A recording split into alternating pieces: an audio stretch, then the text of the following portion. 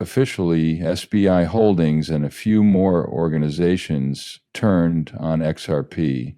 We will discuss it as well as other remarkable developments pertaining to the world's money supply, because listen up, when the money supply hits record highs, the markets are in a whole other ballgame. Put simply, despite the increased money supply, many are opting to invest it all, resulting in exorbitant inventory fees and cryptocurrency charges.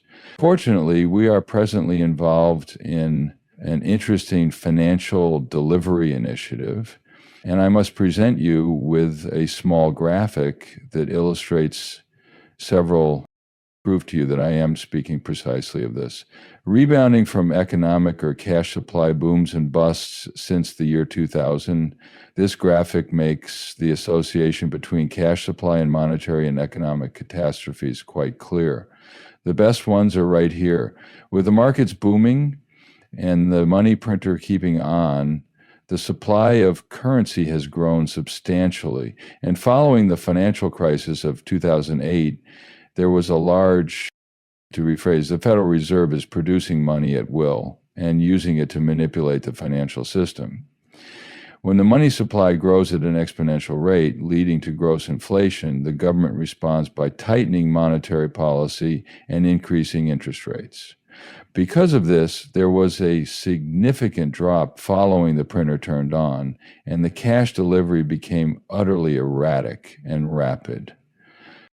Reduction in the money supply and subsequent fall in stock prices is the result of tightening. In reality, they control the world's monetary system. Additionally, I'd want to demonstrate what transpired here. Following the 2020 pandemic, this became the biggest money supply in U.S. history, and we achieved record highs in 2020 and 2021. It was inevitable that we would take note of the Federal Reserve's decision to implement quantitative tightening in response to the skyrocketing inflation rates. A precipitous fall in the total money supply up until this completely insane era, which has not been witnessed in the past 40 years, and where everything went wrong, as shown on this graph. But now you can see it happening again. With interest rates going up, the money supply is going up, and we're heading back to the free market stages of the pandemic, where we were at about 5%, assuming we maintain our current level of success. Is likely to experience a wildly unpredictable upswing globally, particularly in the event that the Federal Reserve chooses to activate the money printer once more, which is likely to occur around the latter half of 2025. There are a lot of additional consequences, so we have to wait and watch what the Fed does. But if this plays out similarly to 2008 and 2020, it can considerably increase the bull run, mainly because Trump's tariffs have had an invaluable impact on the market, according to information bulletins alone. So I'll tell you what happens. Trump promptly denied a story by Reuters that 25% of Canada and Mexico's prized assets are behind schedule because to resource issues. Trump has decided to delay the implementation of his tariffs until March rather than February 1st, according to a report that was published by Reuters either yesterday or the day before. Saying that's not right, Trump appeared on national television. Our plan is to install the market reactions to tariffs that take effect on February 1st. Both variables in the equation that are susceptible to these tariffs and other terms should see price increases for products and services because the markets respond negatively to priceless. The United States desires to begin domestic production of products, which is why they have placed the priceless objects on display first. However, this process will take several years. It is not feasible to establish a factory and begin making commodities that cannot be made at this moment. For Mexico to maintain a profit margin, the prices of the items sent to the United States will have to be higher. Produce, especially in the case of a country like Canada, that has a national tariff that taxes all exports. The United States will have to spend years or perhaps billions of dollars constructing a plethora of factories and investing in infrastructure if it wants to recoup the higher prices it pays for goods and services. In the meanwhile, Trump has slapped a 10% tax on all goods and services countrywide, meaning that consumers in the U.S.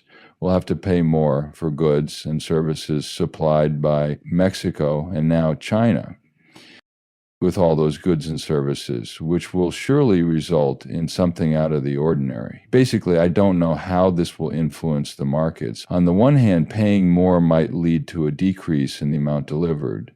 On the other hand, consumers could end up with more cash, and businesses from Mexico, China, and Canada could charge higher prices to cover the tariff. On the other hand, more money could end up in the government's coffers, which is like telling a fib. How can we tell that they'll be held more responsible with this money?